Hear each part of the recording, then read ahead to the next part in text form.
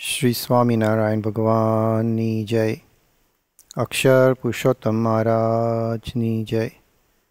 गुणातीतानंद स्वामी महाराज की जय। राधा कृष्ण देव की जय। सियावर रामचंद्र भगवान की जय। उमापति महादेव की जय। प्रमुख स्वामी महाराज की जय। महंत स्वामी महाराज की जय। प्रमुख स्वामी महाराज शताब्दी महोत्सव की जय। लंदन मंदिर रजत जयंती महोत्सव की जय। Welcome to this timeless Hindu wisdom web series. Last week we looked at a dialogue between Yaksh, who was the guardian of the lake, and Yudhishthir, who went to the lake to get some water. We'll just recap the question that was asked by Yaksh and the answer that was given by Yudhishthir. So Yaksh basically asked, Kim nu hitva priyo bhavati, kim nu hitva shochati, kim nu hitvarthavan bhavati, kim nu hitva sukhi bhavet. Translated to English, it would say, what does one renounce to become loved? What does one renounce to be free of sorrow? What does one renounce to become wealthy? And what does one renounce to become happy? So the first two, the Yudhishthir gave the answer of pride and anger, which we looked at last time. The second two, Yudhishthir gave the answer of desire and greed, which is what we will be looking at today. So Yudhishthir gave the answer that to be wealthy, you have to renounce desire. Now, there are two things in this, desire and wealth. So, in wealth, there are two types of wealth. There's materialistic wealth, which basically consists of material gains, possessions, worldly things that we have or own. And spiritual wealth, which is a rich pool of virtues, compassion, altruism, humility, kindness, and so on. There are also two types of desire, bad and good. Bad desires bring us misery, unhappiness, suffering, pain, sorrow. Bad desires also lead to acts of violence, to crime, to steal, to hurt people. Good desires give us happiness, give us peace of mind. They also lead to acts of being helpful, being nice to people, being friendly, altruistic, and so on. So bad desires can give us material wealth. They can't give us spiritual wealth. Good desires, on the other hand, can give us both material wealth and spiritual wealth. If we look at history, we can see a long list of people who had bad desires, and because of those bad desires, the actions or decisions they took, the things they did, and the consequences that the other people had to suffer because of that. History also gives us a list of names of people who had good desires, and because of that, the good things that they did, and because of that, the way in which different people benefited of the things that they did, and the joy it brought to people. Our life should be a mix of both material and spiritual wealth. We need material wealth because we live in a society and we have a family to cater for, we need a roof over our head, food, clothes, shelter and so on. And this comes from accumulating money. So we need to gain material wealth. But we also need to gain spiritual wealth, our inner wealth. We need to cultivate virtues. We need to cultivate altruism. We need to cultivate to be the kind, nice. In material wealth, we can aim for success in life, good education, have a happy family. So we aim for that, and at the same time, we also aim for our inner wealth as well. One should not just aim for material wealth. It's the spiritual wealth that will ultimately give us peace of mind and happiness. So one needs to increase good desires. And that will give us both material as well as spiritual. If a person cultivates more and more bad desires, then obviously down the line it's going to lead to bad consequences for that person. It will also affect in a detrimental way the people associated with that person in their lives. On the other hand, if we cultivate more and more good desires, say by associating ourselves with people who have desires of those good types, by talking to them, meeting them, keeping good company with them, developing friendship with them. So we get ideas, we get affected by them, by their good influence, their positive things. We know that keeping in contact with bad people or bad company affects us in that way. Right? So in the same way, if we associate ourselves with good people around us, then we too develop good things in our life. If we develop good desires, it gives us the both types of wealth that Yudhishthira spoke of. That we can be materialistically happy and we can also be spiritually happy.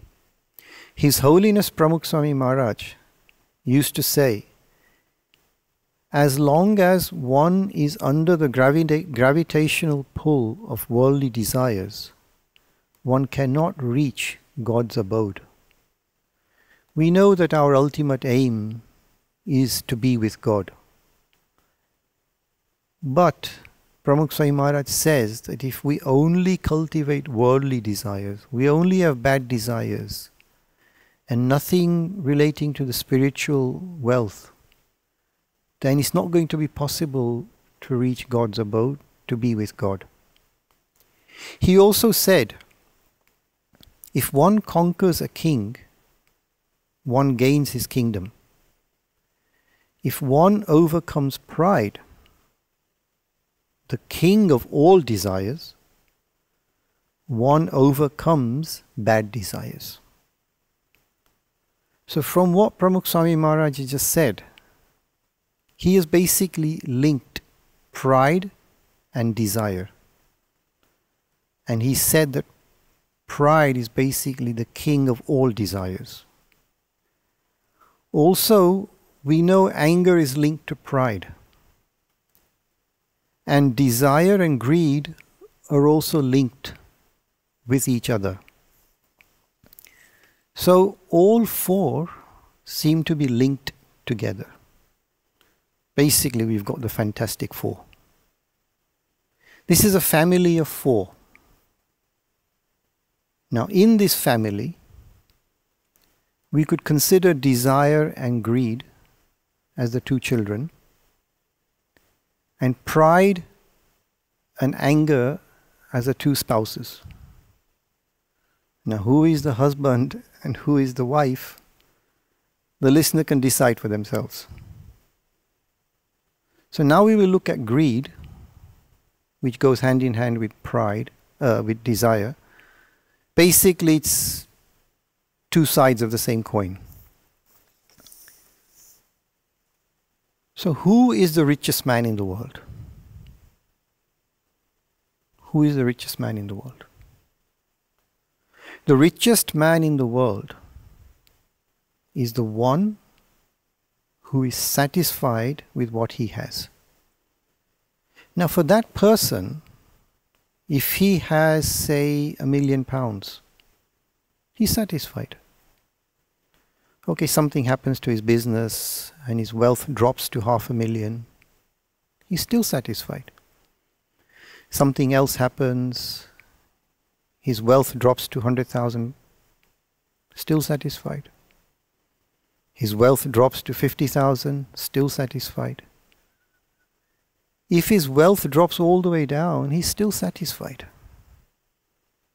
That's why he is the richest man in the world, the one who is satisfied with what he has. Around 2,000 years ago, the Roman philosopher Lucius Seneca said, if what you have seems insufficient to you, then though you possess the world, you will yet be miserable. And this is exactly what Yudhishthira gave as the answer. That if we give up greed, we can be happy. It is said that the earth has enough for every man's need, but not for every man's greed.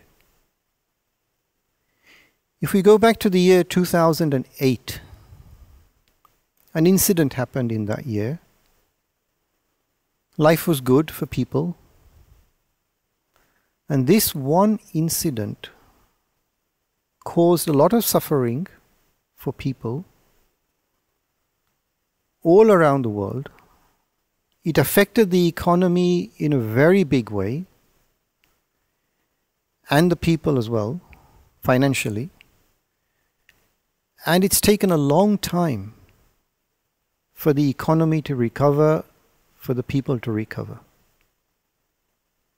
In 2008, a very big financial crisis took place because of the collapse of the company Lehman Brothers. And the financial impact that had on the world ran into a huge figure. And it caused a lot of misery and suffering to people to bring themselves back up to some sort of financial level. So what caused this collapse? Time magazine, in their September 2008 issue, gave a nice explanation in an article. Now the explanation is a bit detailed and long and so on. But basically what that article mentioned as the cause of the collapse of Lehman Brothers, as the cause of this financial crisis, as the cause of the misery and suffering that the people had to endure.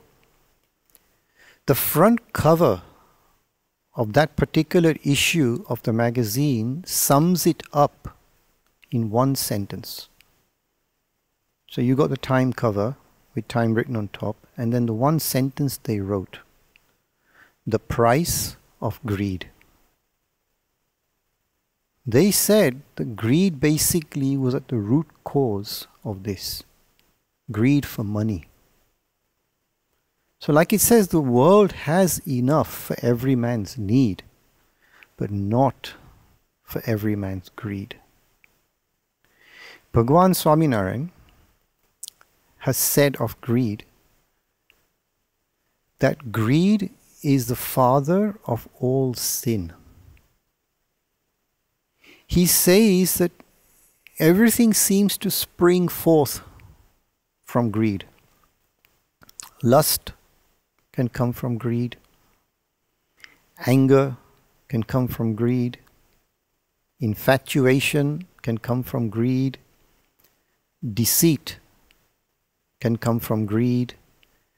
Egoism can come from greed. And so on and so on.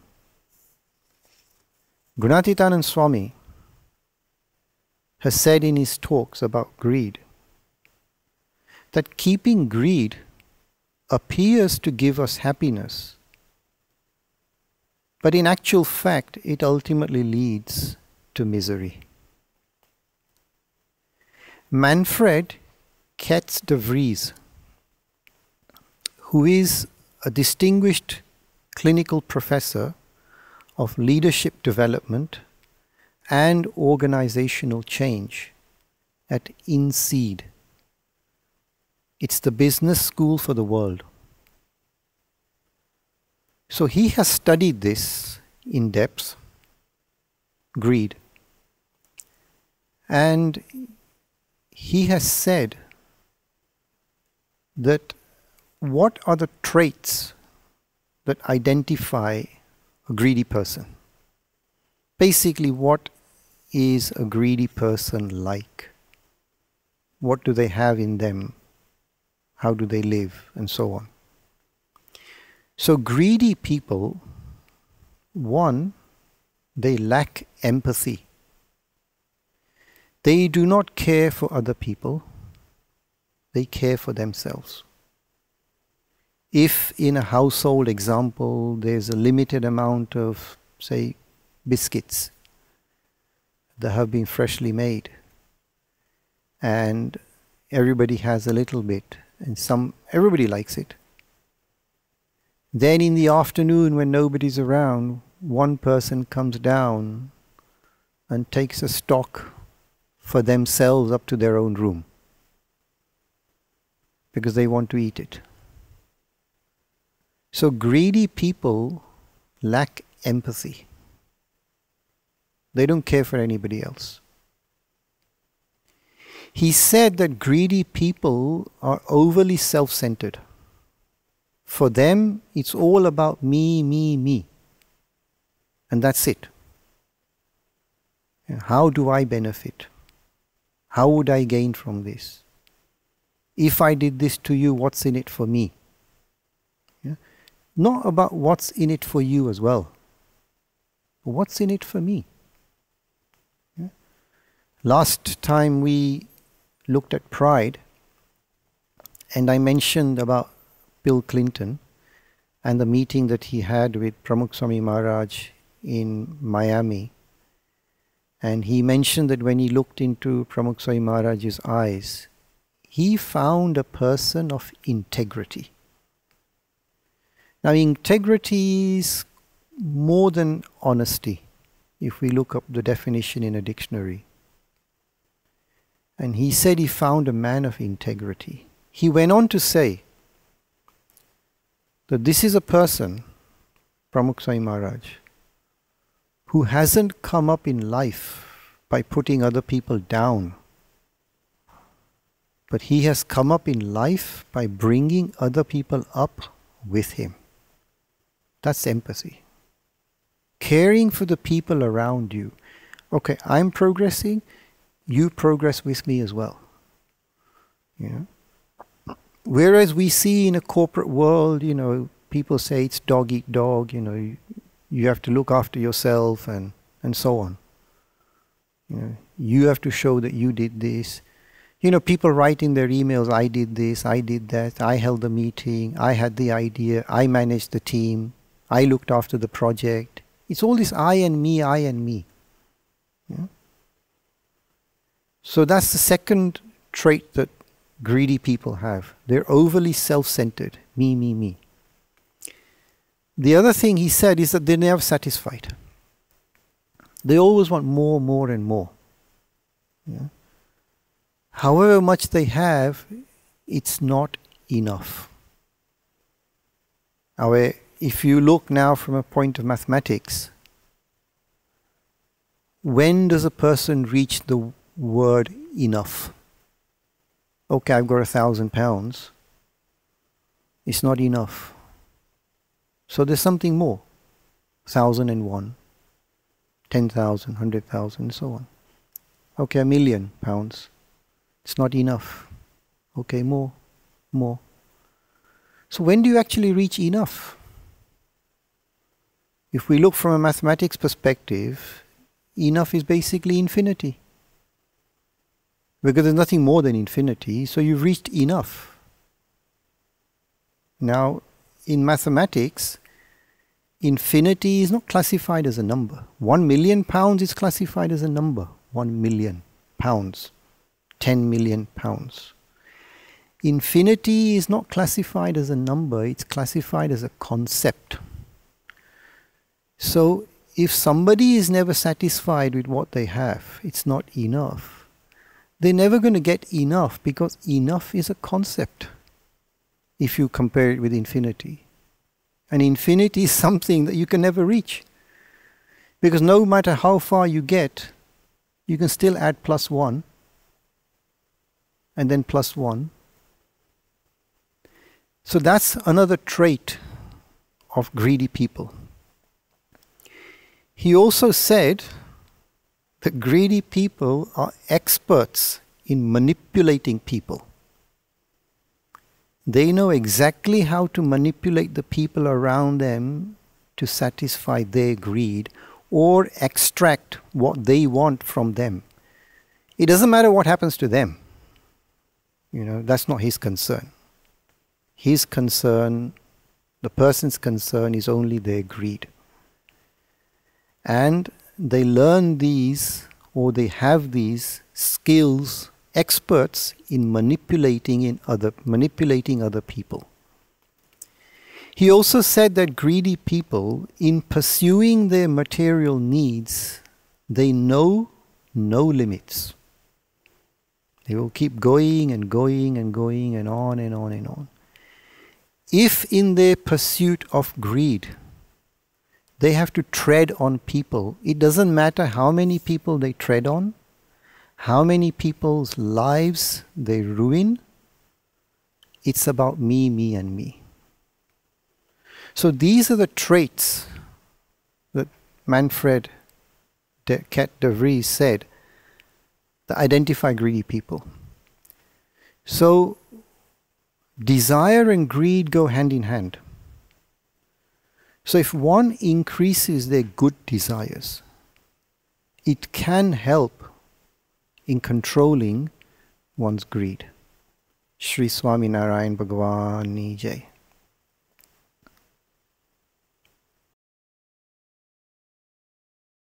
So we have received a question regarding last week's talk. How to avoid anger in day-to-day little things. Like because of the current climate that we are in. So for example, we go shopping. Previously we could just walk in. Now we have to wait outside until our turn comes. And we've seen photographs of long lines. And especially with the weather that's currently going on, this hot weather, you have to wait in the sun, it's hot. So the outside temperature affects our inside temperature. And we get angry.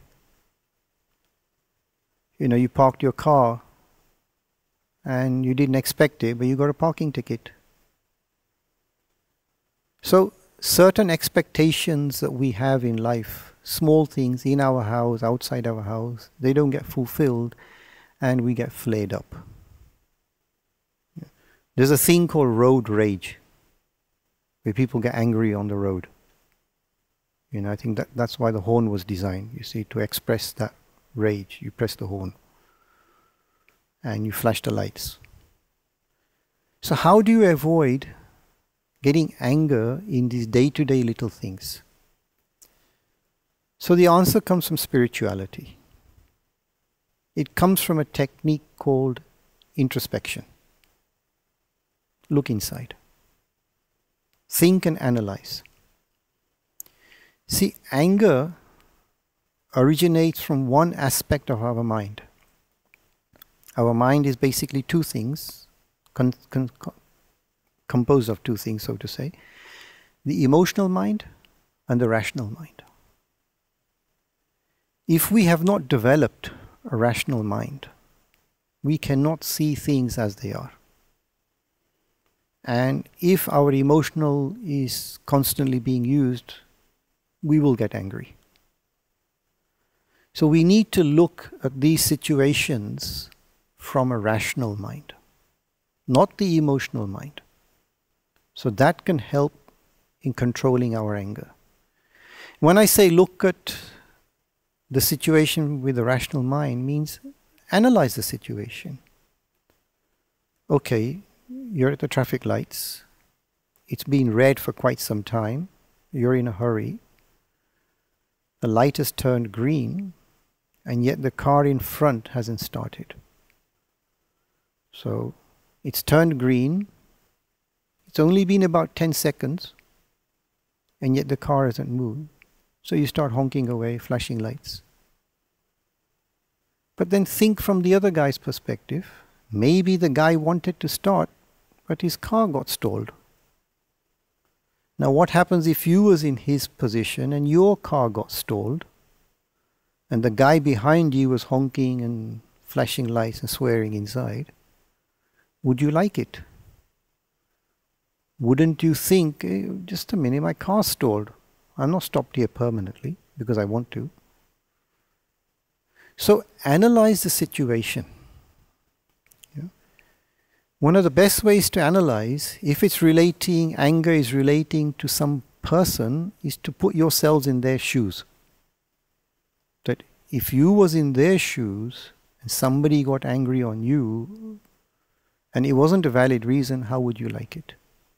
So in the same way, if we get angry on somebody else, is there a real need for it? If it's a situation where it doesn't necessarily involve any people, then the way to look upon it is it's a situation. It's not something that's being created by somebody, or it could have been created by somebody, but there's nothing you can do about it. You know, it's happened, it's happened.